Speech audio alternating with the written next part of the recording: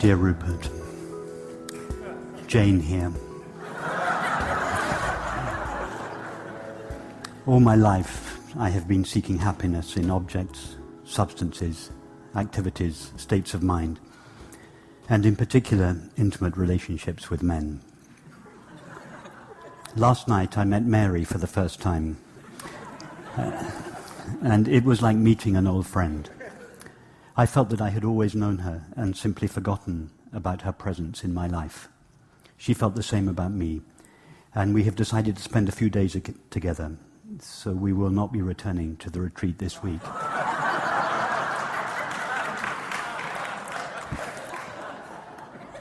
In fact, now that I have found the person that I have always been longing for, I'm not sure that I'll be making an appearance at any more of your retreats.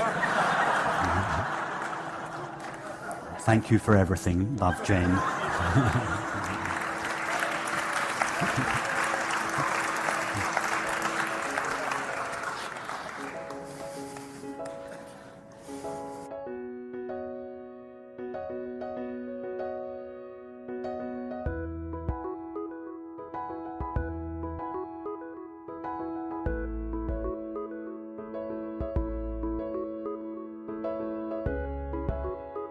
On whose behalf are all these activities taking place?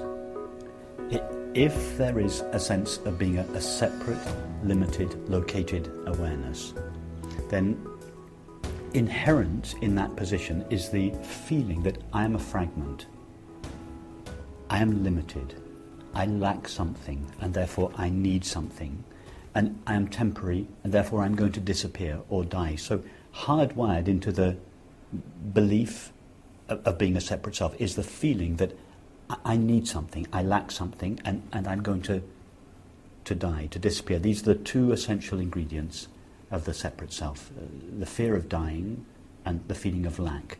And all separate selves spend their life going out towards the outside world in search of something or someone to alleviate the sense of lack and shore up the feeling that I'm going to die. So in this case, when such a sense of a separate self is present, all our thinking, all our feeling, all our perceiving, all our acting, all our relating is undertaken on behalf of this sense of an incomplete self. So our character expresses, our character and our activities, our relationships, etc., express the fears, the anxieties, the doubts, etc., that are inherent in this belief and feeling of being a separate self. Now, when this separate sense of a separate self dissolves, or even begins to dissolve, the fears, the anxieties, the sense of being unworthy, of being guilty, of being unlovable, all these things go away, because they were all dependent upon the belief of being a separate self. All the faculties, thinking, sensing, perceiving, acting, they all remain. And each body-mind has its own unique repertoire. And so it's all these faculties continue, but the question now is, what are they serving? What are they going to express? Now that it's not really that the separate self has gone, because the separate self is not a separate something. It's the feeling, the resisting, the seeking, the sense of lack. Now that this has gone or is going, all the faculties that we previously had, and those faculties are unique to each body-mind, they're still available, but they're now available to express and share and celebrate what we truly are, which is this unlimited, ever-present awareness, and the peace, the happiness, the love that is inherent in ourself is then expressed through all these faculties in the unique way that particular body-mind is configured.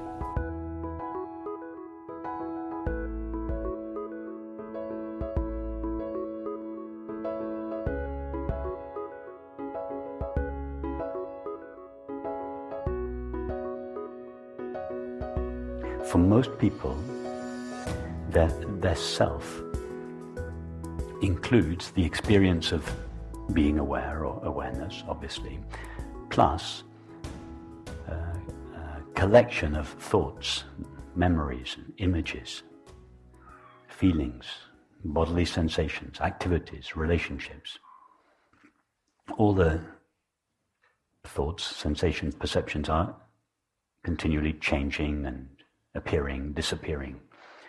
So none of these are essential to what we are. So if we make a deep investigation just into the ordinary self, not some extraordinary consciousness or cosmic self, just the very ordinary self that each of us considers ourselves to be, the ordinary self that each of us calls I, and that each of us has called I all of our lives.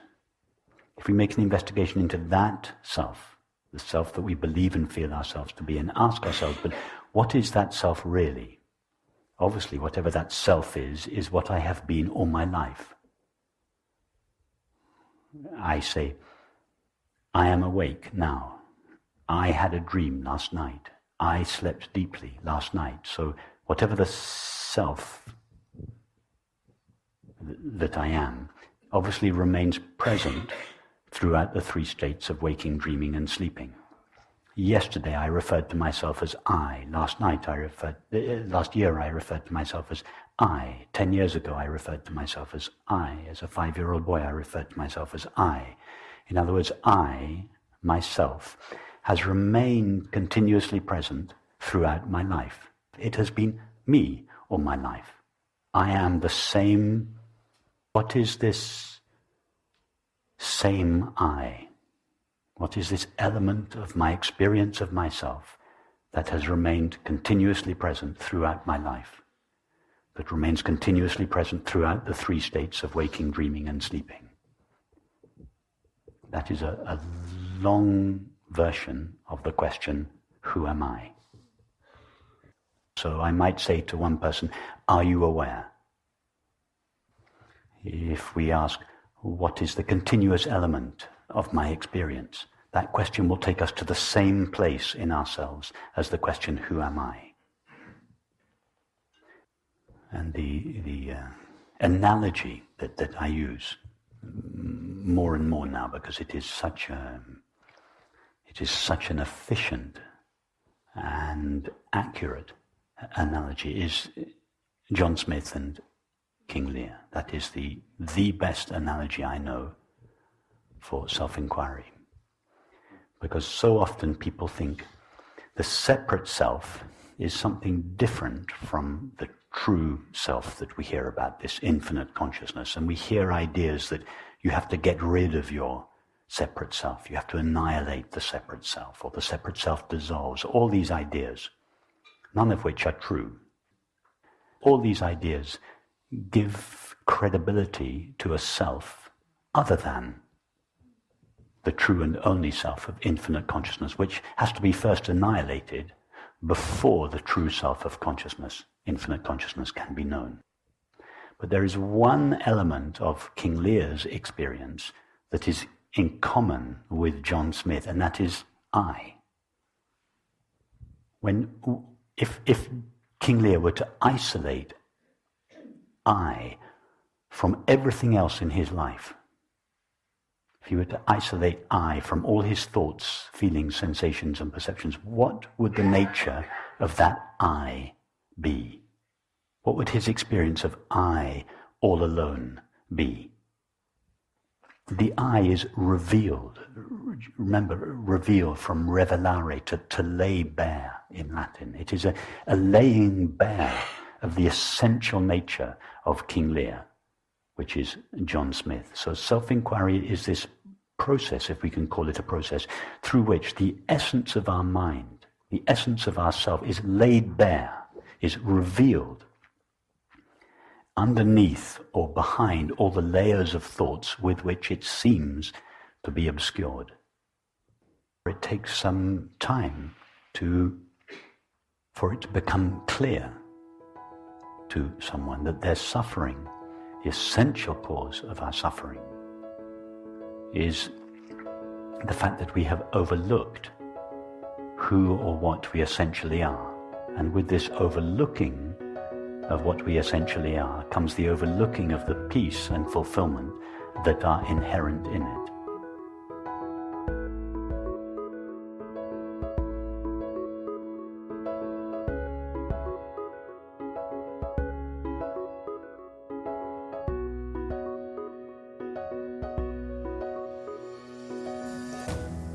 And I would say in the last 2 years I've started to really seriously do inquiry. And when I did the inquiry, what I experienced is there's no I there. I mean, if you dig and you dig and you dig, there's no I, which leads to you're not the thinker and you're not the doer. Whether we call the reality of what we consider ourselves to be I or not is not important.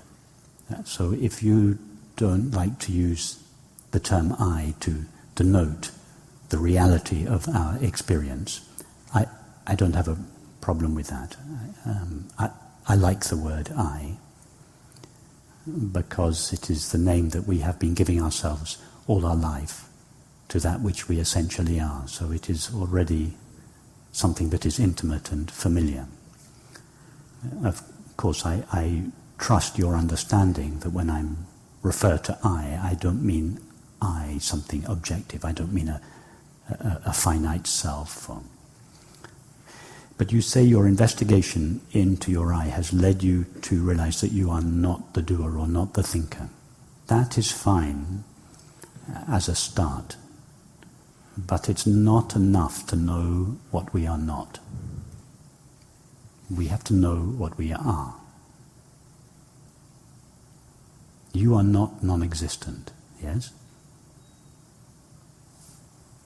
So that the recognition, I'm not the doer or not the thinker, is not enough. We have to recognize what we are, and then we have to recognize the nature of what we are. So is it clear to you that what you essentially are is consciousness? And is the nature of consciousness clear to you? You're helping. Okay. So the recognition, I am consciousness, or let's go back a step. The recognition, I am not the doer, I am not the thinker, is a prelude. The recognition of what we are not is, for most of us, a prelude or a preparation to the recognition of what we are. I'm not my thoughts, I'm not my feelings, I'm not my sensations, etc. This is the neti-neti approach. I'm not this, I'm not this. And when we have removed everything from us that can be removed, what remains is what we essentially are. And that, as you understand, is consciousness or awareness or the experience of being aware, or I sometimes refer to it as knowing. The reason I like the word knowing is because it's a verb, not a noun, so it doesn't reify or objectify what we are. So having understood I am awareness or consciousness, the next step is to understand, to discover its nature. And in particular, that its nature is peace and fulfillment.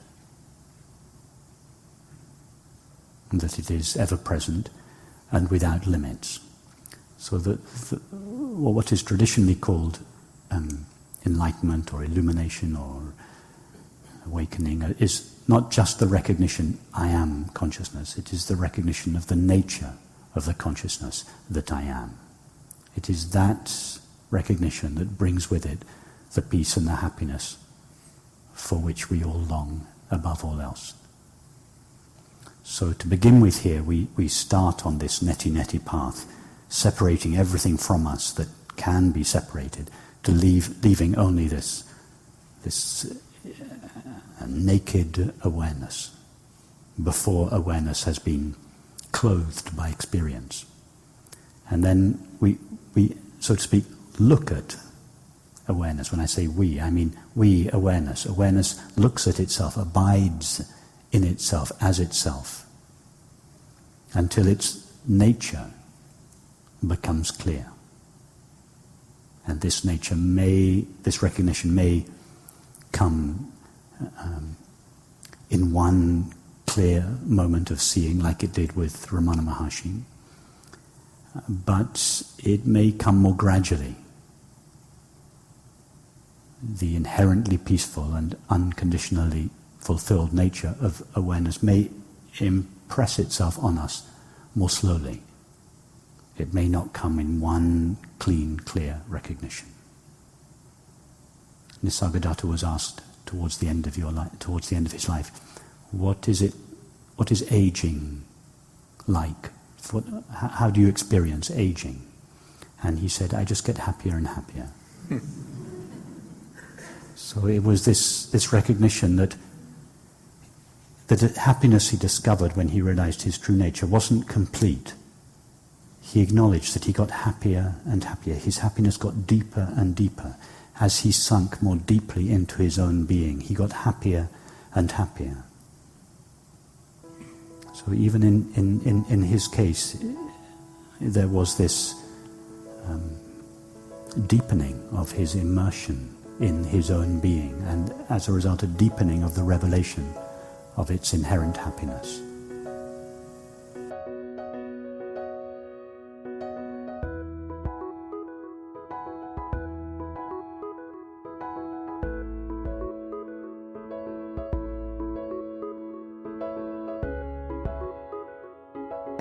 I guess my biggest fear now is if I don't realize who I really am before the death of the body, and it will continue.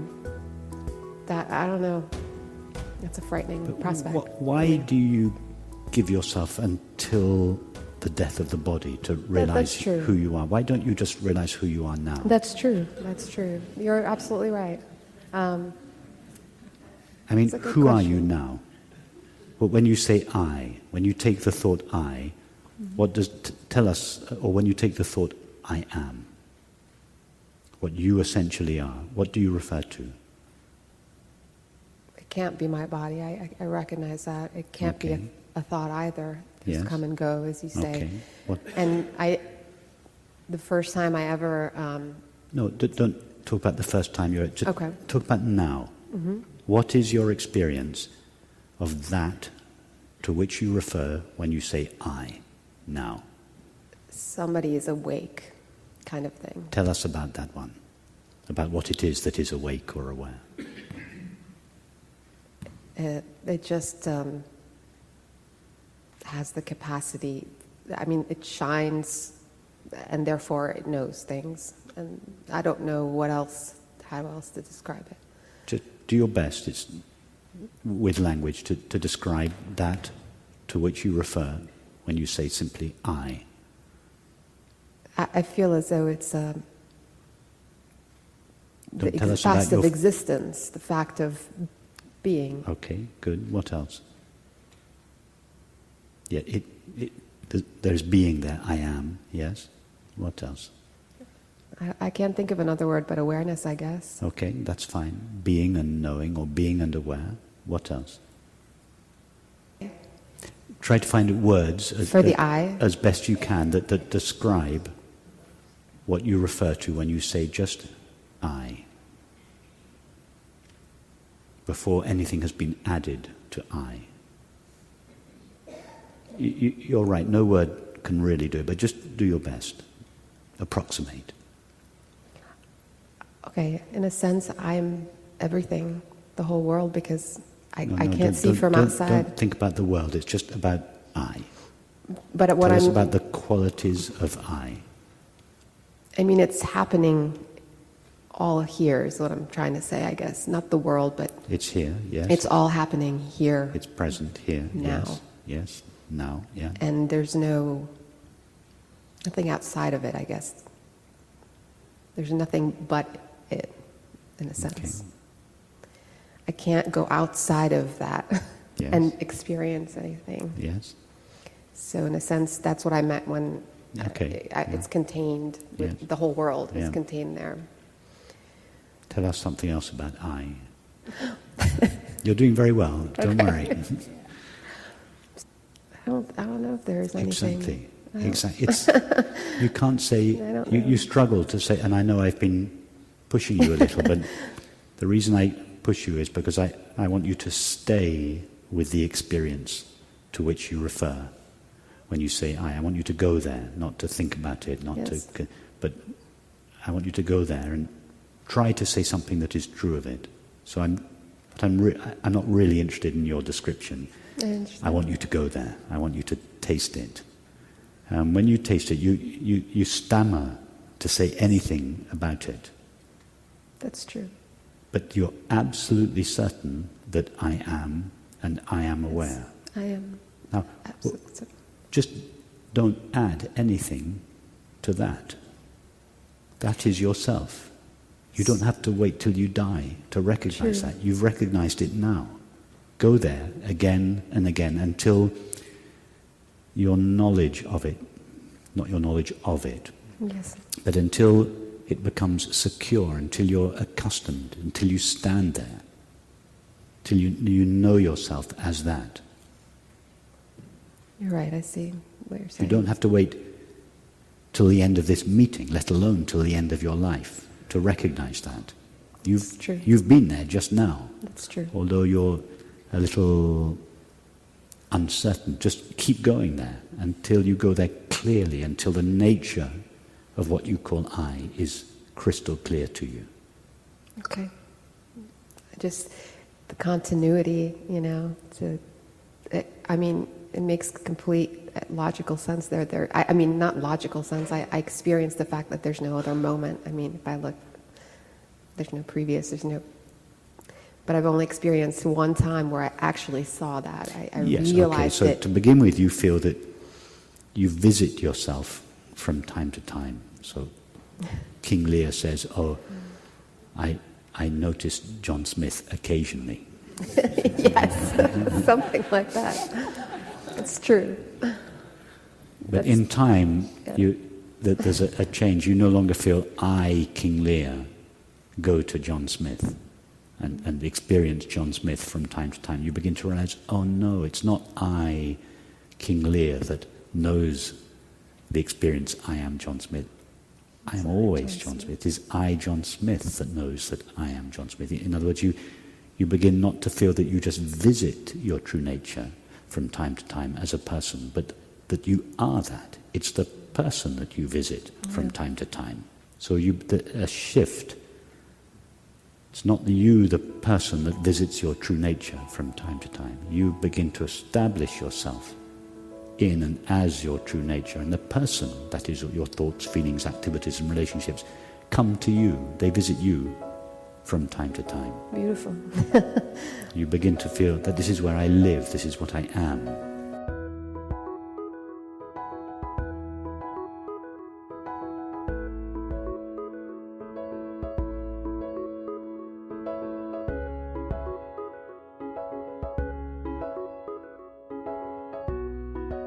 So many of us have this expectation that the recognition of our true nature is something extraordinary because of the stories we hear about the side effects in the body and the mind. The other reason for this expectation that has built up in the West about the extraordinary nature of enlightenment or awakening is that most of us heard it first from Indians, Japanese or Tibetans.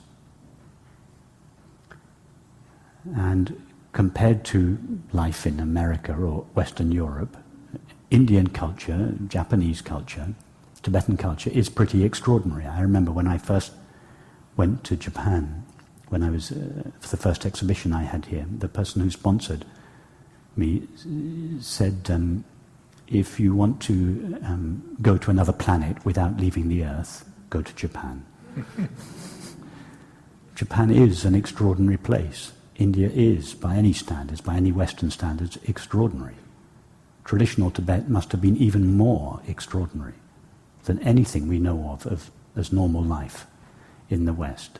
So it is these cultures that are extraordinary. And because the recognition of our own being was packaged in the language of the day in India, Japan, or Tibet, it came in an extraordinary packaging, but it was the packaging, the cultural expression that was extraordinary. What was actually being described could not be more intimate, ordinary, So many people mistook the colourful Oriental packaging for the gift itself. It's the packaging that is exotic, not the recognition of our true nature.